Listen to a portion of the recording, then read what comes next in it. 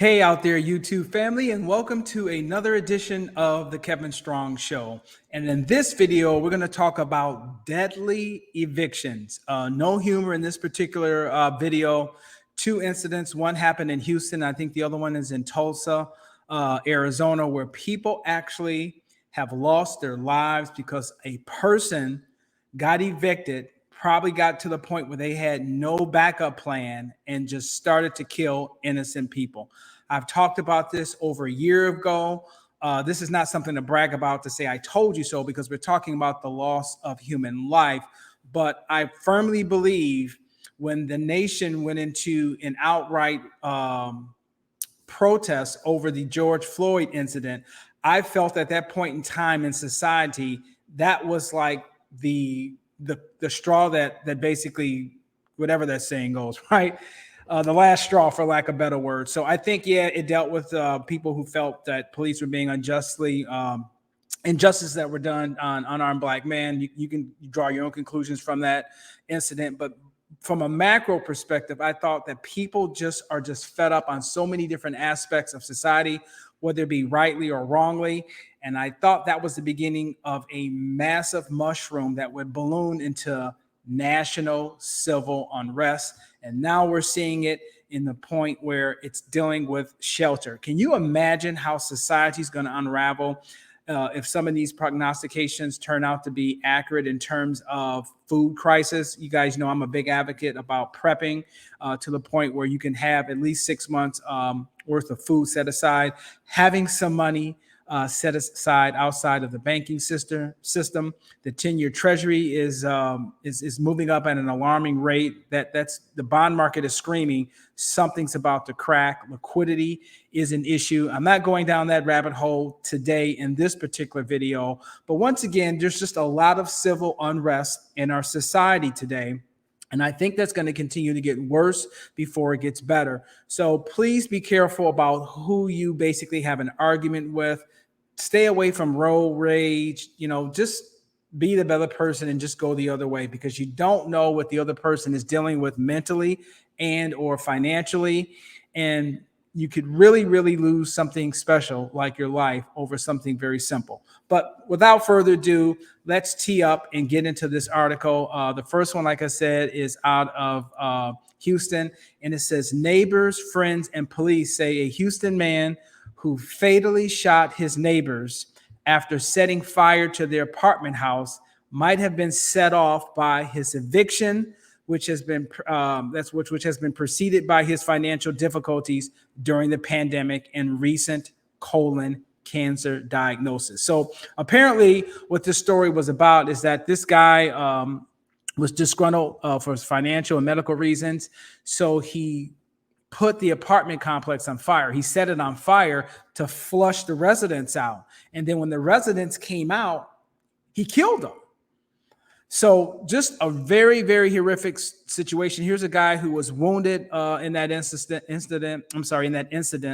It says shooting survivor Michael James showed his shotgun wounds while standing outside his fire-damaged apartment. This happened on Monday, August 29th, 2022 in Houston. Houston police said a man evicted from an apartment set fire to the building early Sunday to lure out the tenants, then fatally shot 3 and wounded 2, included James. So that's definitely a shotgun wound.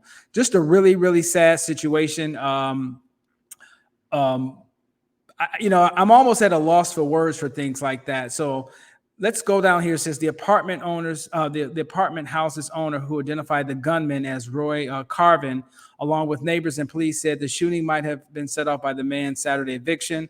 And we've already talked about that.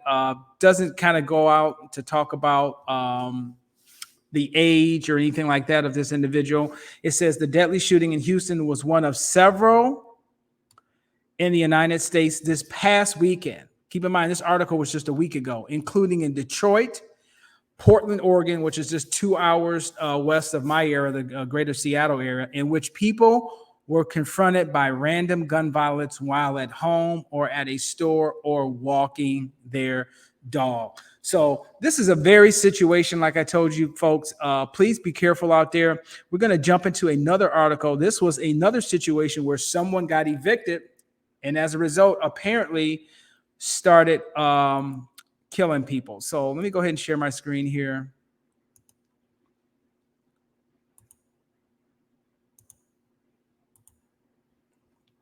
All right, see if you guys get, okay. Here we go. So constable among 4 killed in Arizona eviction shooting. So apparently for this particular story, there was a person who had the job and didn't want to do it because they were worried about their safety.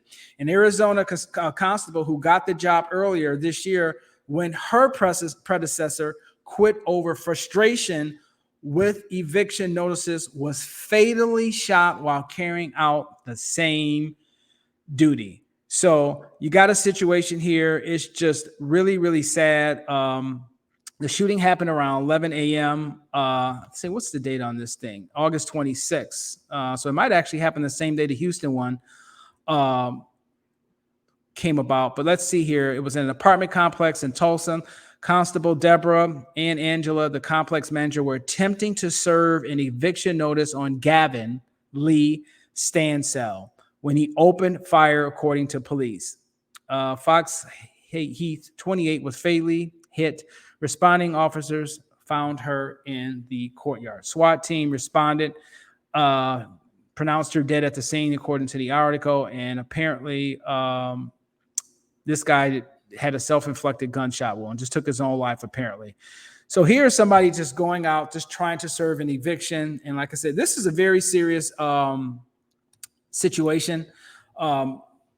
What I think is going to happen, and I'm going to kind of talk a little bit briefly about the housing market, just a little bit. Like I said, this is purely talking about evictions, but you're going to start to see more and more of this as the foreclosure wave, in my humble opinion, starts to escalate and spread throughout the United States. The reason for that is because people don't have anywhere to go. This is not the same thing as 2008.